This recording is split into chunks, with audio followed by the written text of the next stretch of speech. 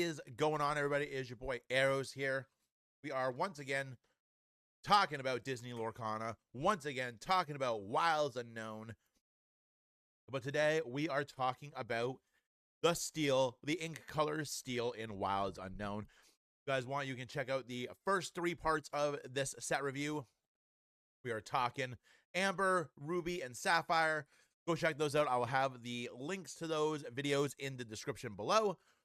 And steel, I think, is probably one of the best positioned colors in this set, just because it gets a lot of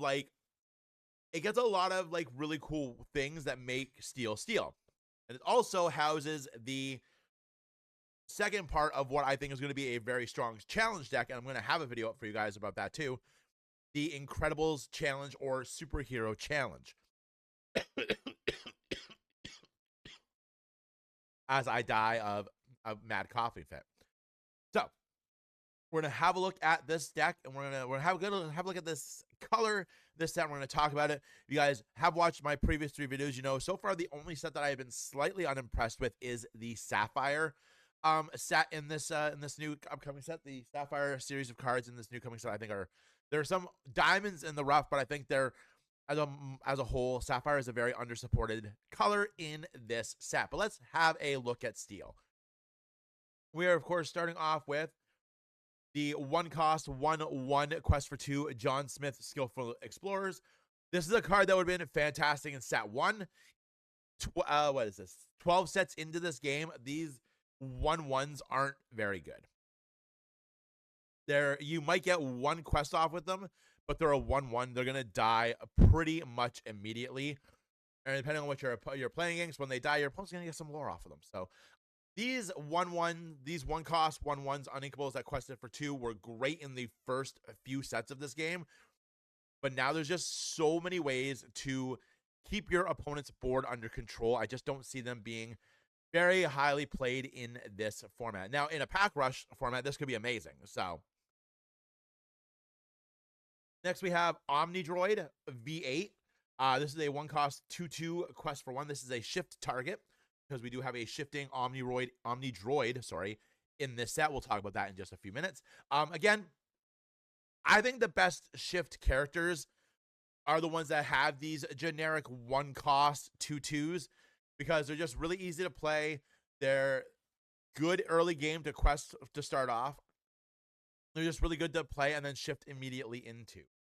So again, just a really good card. And apparently I have I have to install in the video. Next we have Violet Par at Wit's End. This is just a solid 1-cost 2/1 with alert, which means that it's not evasive but can attack evasives. This is going to be a really strong replacement for Happy if you're still running Happy in your purple, in your Amethyst Steel evasive cards. This is a really solid replacement for it post rotation. Alert is always good to have. Having it on a 1-cost is also very good because you can play this on your turn 1. Your opponent goes first. They play like a Daisy deck. We'll use Daisy deck as the example. You go second. You play this card. Your opponent goes. They quest to the Daisy. They don't get something. If you have but I'm much faster, you give this challenge 1. If you have something that gives it challenger 2, then you can take out that Daisy pretty effectively and efficiently. Also, this picture is amazing, and you can clearly tell that she is at her wit's end. Next, we have another new Diablo. I feel like we have a Diablo. Do we have a Diablo in every color now? I feel like we might have a Diablo in every color now. This Diablo is the Stone Servant. He is a 1/3 Quest for 1, and he has the ability Cruel Intent. Well, you have a villain character in play. This character gets +2 strength and +1 lore. That is really good. And then while this character is exerted, your villain characters can't be challenged. So if you're playing this in a Steel something villain deck, which I think is a very viable deck, we do have a lot of strong villains out there now. This card is really good in that build because when you have a villain character, it's going to be a 3/3 that quests for 2, which is fantastic. And then when it's exerted, if you have a villain that you want to keep, they have to kill this first, which is going to take them out as well, more than likely. So I think it's a pretty cool card. I think the art, this might be like my favorite Diablo art. So pretty good card. But I do think we have a Diablo in every color now, which is crazy. Next, we have Fergus. Fergus is a 2-cost 3/2. The King of Dunbrook. Sorry, I had to. He's got Bodyguard. He quests for 1. This is a pretty strong card. He's not going to survive a hit more than likely, but he's sorry, but he is probably going to take out whatever's coming into him. He's a king. That's pretty cool. Mentor is pretty cool too. And honestly, that picture's kind of badass. Next, we have, I think, probably one of the more underrated cards in this set in Goofy Determined Traveler. 2-cost, uninkable, 2/2 quest for 1. Has the ability Falling Rocks. When this character quests, if you played another character's turn, you may deal 1 damage to chosen character or location. I think this is pretty cool. If you play this on your turn, you play this on your turn 2, you play like a Calhoun on your turn 3, then your quest, not a Calhoun, that's a bad example. You play something that damages when it comes into play, like something that places the damage when it comes into play, or even if you play like a Strength of a Raging Fire on something, you quested this, you play another. If you played another character, you're getting an additional damage out there, which I think is really cool. Also, this picture is kind of hilarious. That picture is very goofy. Next, we have Incredible Way, Buddy Pine. 2-cost, 2/3. When you play this character, if a hero character is in play, gain 1 lore with the ability Nerding Out. And then, spoiler alert, this character also counts as being named Syndrome, what the hell? Syndrome for shifting, which is really cool. It makes sense if you know the story. Also, the full art is pretty cool.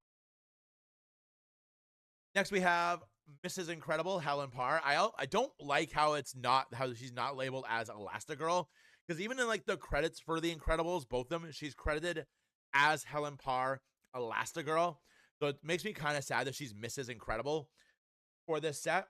But this is a 2-cost, 1/1 quest for 2, and has the ability Pep Talk. When you play this character, chosen character gains Challenger 2 for the turn.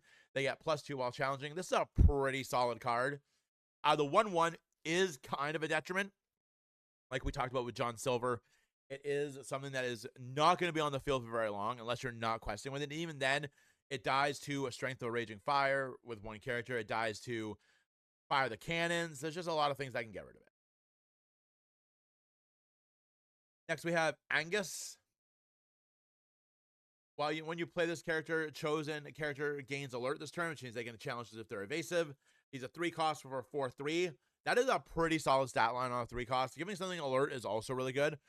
I think you can see this being played in a lot of decks that really focus on giving things alert to run over things.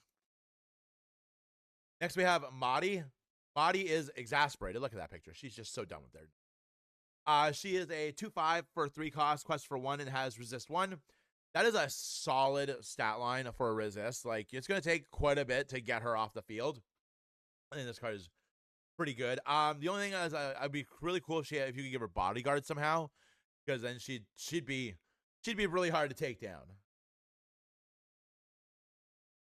Next, we have Wee Dingle, 3-cost, 3/4, has Challenger 2, quest for 1. This is a really good stat line for a 3-cost with Challenger 2. 3/4, he might live through what you attack him into, which is pretty solid. And then we have Young Macintosh. Young Macintosh is a 3-cost 4/2 quest for 3, quest for 2. This is a solid quest line, but on a 4/2 vanilla, there's probably better things you can put in your deck in a pack rush or a sealed or a draft format. This card would be really freaking good though. 4/2 on a 3-cost is fantastic in that mode, but I just think in Core Constructed and Infinity, there's just better options to put in that 3-cost spot. Next, we have Fat Cat. I have a couple of friends that are excited for this card because they play Location Rush. Would it be Location Range?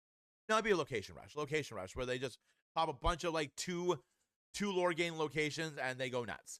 This Fat Cat is phenomenal for that deck. It is a 4-cost, 3/4, quest for 2 with the ability Worthy Investments. Your locations gain resist 1.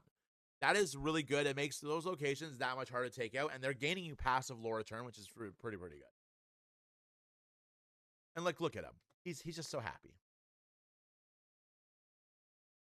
Next, we have Lord Macintosh. Lay down. Don't get into stuff. Wiry and high strung. He is a 4-cost, 3/4. Quest for 2. This character enters play. This character may enter play exerted to give chosen character resist 2 until the start of your next turn. That is a really, really good effect. Cat, you need to stop getting into stuff. Gilbert's here. Come here, Gilbert. Gilbert, say hi to everybody. Come on. Say hi. Say hi, Gilbert. He is so done with my knowledge. Lay down. Good boy. Good boy. This is a really good card. It's uninkable, which is, in my opinion, its only downfall. Giving something resist 2 is fantastic. Because you're gonna obviously you're gonna give it something that you want to keep around for a few turns. So I think this is just a really, really good card.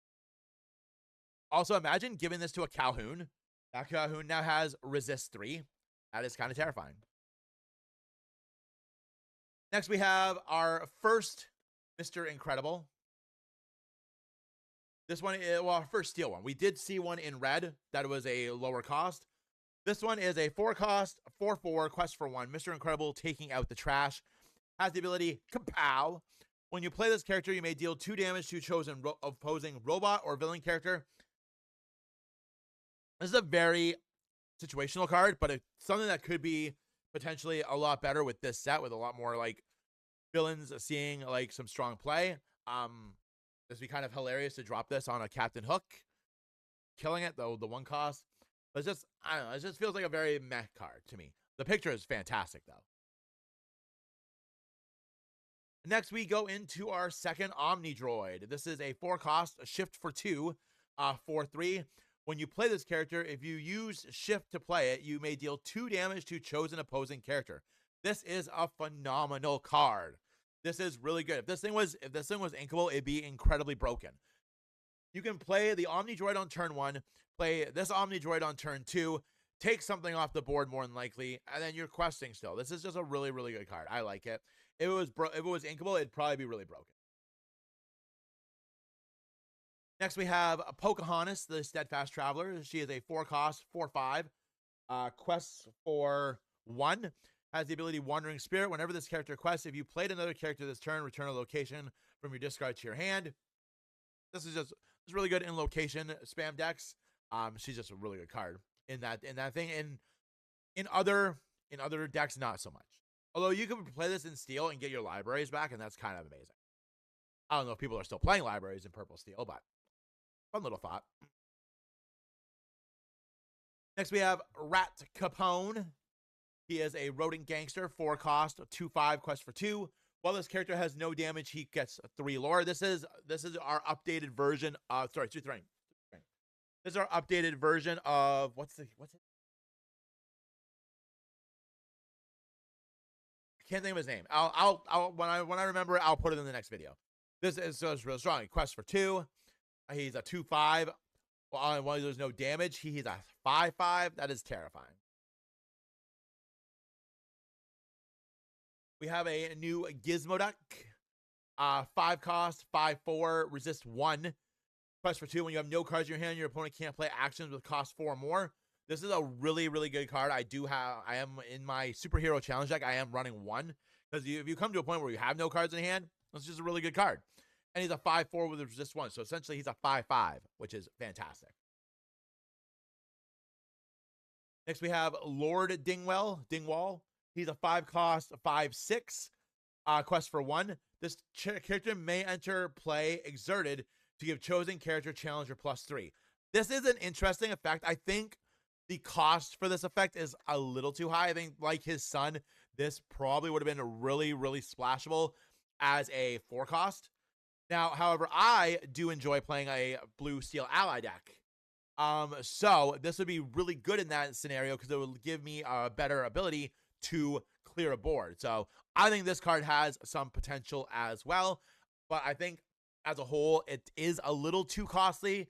But in that like Sapphire Steel Ally Challenge build, you can play this on your turn 4, which is pretty good.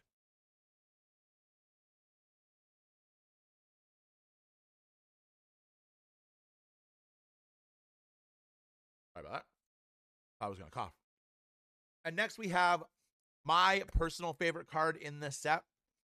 This is my chase card. I this will be the only thing I think I go after Enchanted or Iconic or whatever this one is. Like, this is probably my favorite card in the set. If you have not watched Brave, I highly suggest you go watch it. It is a criminally underrated Disney movie. Merida is like one of my like top 5 like Disney princesses. Like, she is pretty badass. This one is a 5 cost, a 3/5, a quest for 2, with the ability of Full Quiver. When you play this character, you may return an action card named 3 arrows from your discard to your hand. We'll talk about 3 arrows in a second. And then the ability Steady Aim. Whenever one of your actions deals damage to an opposing character, actions, songs, anything, deal 2 damage to that character. So with this card on the field, your Fire the Cannons are now doing 4 damage. Your Strength of Raging Fires are doing however many damage they're doing, plus 2. Your He Hurled His Thunderbolts are now dealing 6. Even damaging cards like Quick Shot that nobody's really played before for a 1 cost is now doing 3, and you're drawing a card. Like, this card makes so many damaging cards so much better. Mob Song, you're now doing 4 damage to 3 different things. Beautiful. This is just a fantastic card. Fantastic card. This is my chase card from the set. I want it both in this art, and I will break myself buying it in this art and finding it in this art. This is such a good card, and it is hands down my favorite card in this set. So good. Then we have another Fat Cat. This one is a 6 cost, a 6/6, has resist 1 and quest for 2. This is really great in pack rush formats or like more like sealed, more like draft formats, but it's not really good in constructed. Next, we have Fergus, the Outpost Builder. I have to do it every time I say it. He's a 6 cost, 4/6, quest for 2, and then Just a Spot. During your turn, whenever this character becomes exerted, you may play a location from your hand or discard with a cost of 4 or less for free. And then while this character is at a location, whenever a location is challenged and banished, you may deal 4 damage to chosen character. This is a really good card for locations. I know I just said before like 6 on a Fat Cat was bad, but this is really good in that build because you quest with them for 2, gain a location. You use them to sing. There's a red song card. I can't remember what it's called. Get a location. Get a potential second location. This is a really, really good card. And I think if you play Location Rush, Location Lore Gain, I don't know what it's called, you're going to want to play at least one of these. Next, we have another Omnidroid. This is version 10. It is a 6 cost, 6/6. You can play it for a shift to 4. So you can play this on your turn 4 on the 1-drop, which is fantastic. And then it is inkable, which is also cool. It quests for 2, and it has the ability Electro Armor. While there is a card under this character, it gains resist 2. This is a beast of a card. It is a 6/6 that you can play on turn 4. I mean, earlier, if you're playing this in Sapphire, yeah, you can play this on turn 3 if you're playing Sapphire. While there's a card under it, it gains resist 2. That's scary. And a quest for 2. If you were playing this in Infinity, this with Cogsworth is terrifying. It is a 6/6, but essentially it's a 6/9, which is insane. I love this card. I definitely feel like Steel got like the best offerings overall in this set. Like between Merida, the Omnidroids, the stuff that gives resist and challenge, this is just a really good color in this set. And then we have Syndrome. Syndrome is a 6 cost, 4/6, shifts for 4. Remember, you can shift him on Incrediboy as well. And then he quests for 2, and he has the ability Go Home. Sorry, now got me monologuing. Wow, I cannot read. Whenever this character quests, return a robot character from your discard to your hand. Then you may play or shift a robot character with a cost 8 or less for free. For free. This is such a good card. Also, the Enchanted is really, really cool looking too. This is such a good card. There's a lot of really good robots just in this set alone that you can really, really work with this deck, with this card. I think this is going to be a very strong deck into the Wilds Unknown meta. It's just so good. And the fact that you can shift him onto Incrediboy, which is also really good. And if you have a hero character out, you're going to get a lore off of that. And then on your next turn, you can do that. It's just so good. And then rounding out our characters, we have, in my opinion, Steel got 2 great legendaries. Like, both the legendaries in Steel are really, really good. I don't feel like a lot of the other... I feel like Amber, Steel, and Ruby, both their legendaries are very good. Of all the ones that we've done so far, both of their legendaries are very, very, very, very good. And then this Mrs. Incredible is not any different. She has 7 cost, 5/4, shifts for 5, has the abilities pullback, which your characters gain resist 1, including herself. And then, regroup during your turn. Whenever another character is banished in a challenge, you may ready chosen super character. If you do, they can't quest for the rest of this turn, and she quests for 3. This is just a silly card. Superhero challenge, I think, is going to be a really, really good deck, and I'm really excited to show you guys my take on it and my build, because I think it's going to be really, really good. And then again, the Enchanted is just amazing. Getting into our actions, we only have 2. They're both regular actions. We have card advantage. If an opposing character was banished in a challenge this turn, draw 2 cards. This is a pretty solid play in a challenge deck. Just because you're doing a lot of challenging, paying 2 to draw 2 cards is really good. And then we have 3 arrows. 3 arrows is a really, really strong card. So for 3, you're going to do 2 damage to chosen character. If you have the legendary Merida on the field, that's 4 damage to that character. And then you're also going to be doing 1 damage to another chosen character. With the Merida, that's 3 damage to another chosen character. And you can play Merida and get it back. This is a very, very, very strong card. And I definitely think, like, Steel in, like, Sapphire or Steel in, like, Ruby is going to be really, really good. I mean, Steel and Ruby has always been really, really good. But I think this really puts it really strongly in Sapphire, because you can get to that Merida really early because you're ramping. So this is like a really, really strong deck. We have 1 song, which also has a gorgeous looking enchanted, and it is Touch the Sky. Move a character of yours to a location for free, then draw cards equal to that location. This is a very good card, hands down. There's a location that's lore is the equivalent of your other locations. I cannot remember its name. You move that there, draw like a ton of cards. This is really, really good. Also, the art. I'm so excited for Brave. If you guys, like I said, if you guys haven't watched Brave, you need to go fix that right now. And then we get into our items. We have 3 items in the Steel color. We have a Plunger Crossbow. It's a 1 cost, or we can tap, and then we can tap it and pay 2 to draw a card, then choose and discard a card. This isn't that great. There are characters that do this and put a body on board, which is much better. We have Syndrome's Remote. 2 cost, uninkable. Tap it, pay 2. Chosen characters can't challenge during the next turn. And then learn from their loss. Whenever a robot character is banished, you may banish this item to discard your hand and draw 2 cards. This is okay. This is really good. Steel has a lot of really good discard and draw. So you could probably get a good amount of usage out of this. It is uninkable. The first ability is decent. This is probably a 1 of in your robot decks, I think. Maybe a 2 of. Then we have Club Door. It is a 3 cost item. If you have a character named Fat Cat in play, you can play this for free. Your locations can't be challenged by characters that cost 2 or less. So those 1 and 2 cost challenger 2s, not doing anything to your location. Although I think challenger actually says you have to be challenging a character. Am I on drugs? I feel like I'm on drugs. No, while challenging. So yeah, you can run into your locations. This stops those 2 3 cost characters from those 1 and 2 cost characters from doing it. And then we have 2 locations in this set. We have Fat Cat's Club. Is a 3 cost 1/6. That is a good stat line on a 3 cost location. And you gain 2 lore. That's a really good card. Then we have the Island of Nomanism. Syndrome's headquarters. Robot characters here get +1 strength and +1 defense. And then once during your turn, whenever a character banishes another character in a challenge, you may deal 2 damage to chosen character.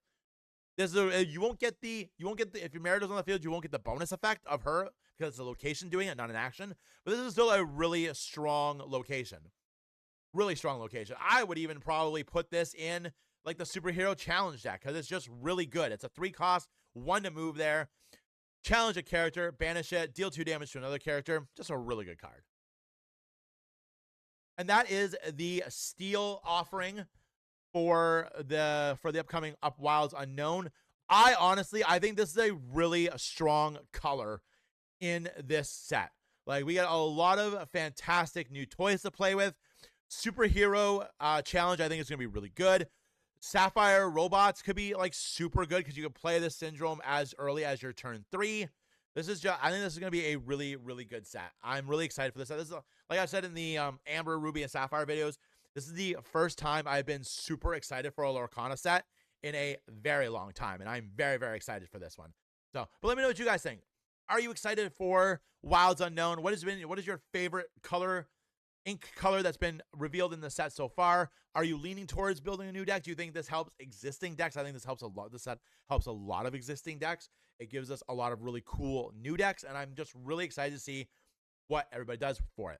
But until then, my name is Arrows. I love card games, and I love talking card games with you. Don't forget to check out the other channels, Arrows Gaming, Arrows does RPGs. We are rebooting that. Not rebooting. We've had a bit of a break because of like some wonky work schedules, but we are putting out content for that over this coming week into the next week. So it's going to be really, really fun. Hopefully you guys will enjoy it. My name's Arrows. I already told you that. I'm rambling. I'm rambling here. So I will see you guys in the next one. Go out and play some card games. They are a very fun experience. Bye.